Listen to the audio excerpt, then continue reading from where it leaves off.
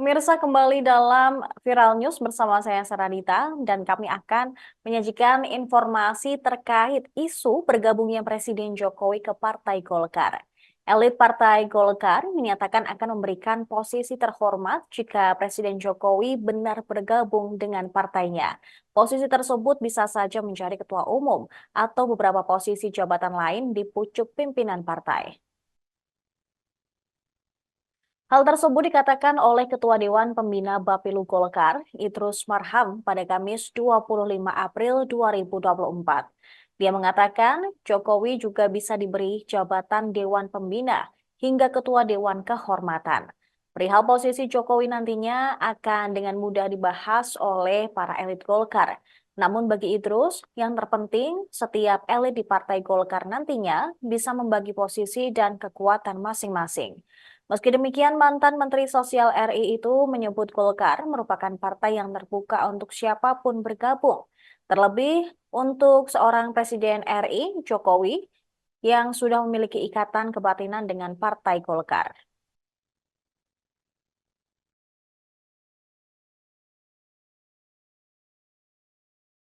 Ini teman-teman dari tim kerja strategis Prabowo Gibran Indonesia Maju menuju Indonesia Emas 2045. Jadi baru saja kita melakukan represi pemikiran, ya, represi pemikiran. Ada mengatakan rapat, ada tidak, tapi pikiran-pikiran yang ada selama kita coba repres dalam rangka untuk merespon dinamika politik yang ada.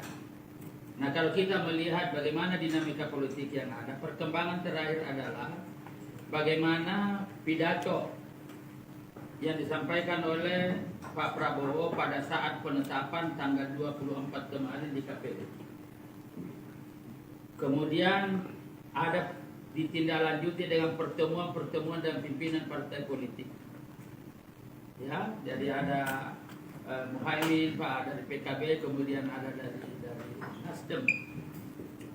Nah, oleh karena itu ada beberapa hal secara konseptual yang ingin disampaikan oleh tim kerja strategis Prabowo Gibran ini. Yang pertama, pernyataan yang paling penting dan strategis yang disampaikan oleh Pak Prabowo pada saat itu adalah ingin menyampaikan bahwa kita ini satu,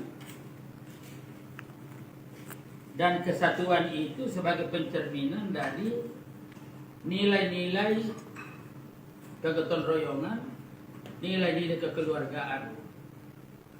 Karena kalau kita ingin mengacu kepada nilai-nilai dasar itu, dan ini sering disampaikan oleh Pak Bung Karno pada tanggal 1 Juni, Indonesia dibangun atas asas kekeluargaan, gotong royong, yang orientasinya untuk kemaslahatan bersama. Nah, di dalam konsep itu ada semangat kebersamaan, ada semangat kekitaan, dan ada semangat persaudaraan. Nah, secara politik Pak Prabowo ingin mengingatkan kepada kita semua bahwa pemilu sudah selesai.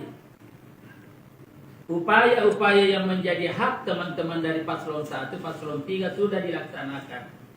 Dan upaya terakhir adalah melalui proses hukum, yaitu Mahkamah Konstitusi. Mahkamah Konstitusi sudah mengambil keputusan menolak permohonan. Itu sudah jelas, berarti ini final and binding.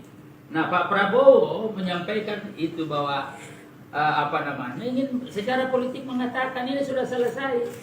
Pimpinannya sekarang ini adalah hasil pilihan rakyat, yaitu paslon 2. Nah, secara sosial sama dengan mengingatkan sebagai presiden terpilih, jangan lagi ada polarisasi.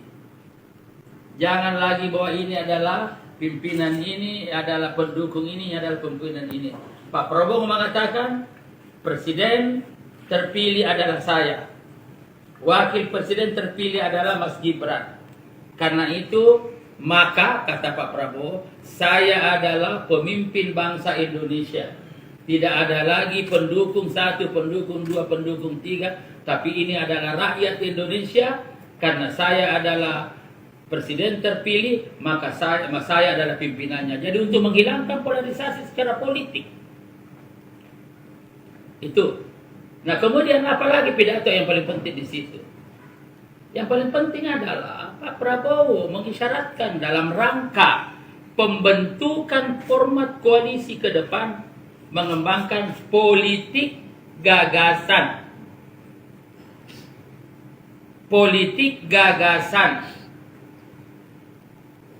Jadi Pak Prabowo itu adalah mengembangkan politik gagasan. Ini adalah sama dengan isyarat kepada siapapun bahwa pembentukan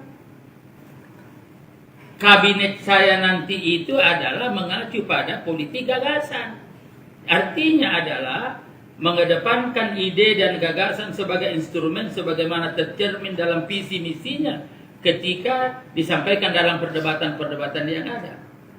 Nah, untuk menjamin supaya ini bisa dilaksanakan, ya seakan-akan ini secara ini penafsiran kita dari TKS. Seakan-akan mengingatkan, wahai partai-partai politik yang ada, silakan nanti calonkan kader-kader terbaik Anda yang secara konseptual berkualitas. Karena hanya orang-orang yang berkualitaslah yang mampu mengimplementasikan politik gagasan itu. Gitu loh. Download Tribun X sekarang. Menghadirkan lokal menjadi Indonesia.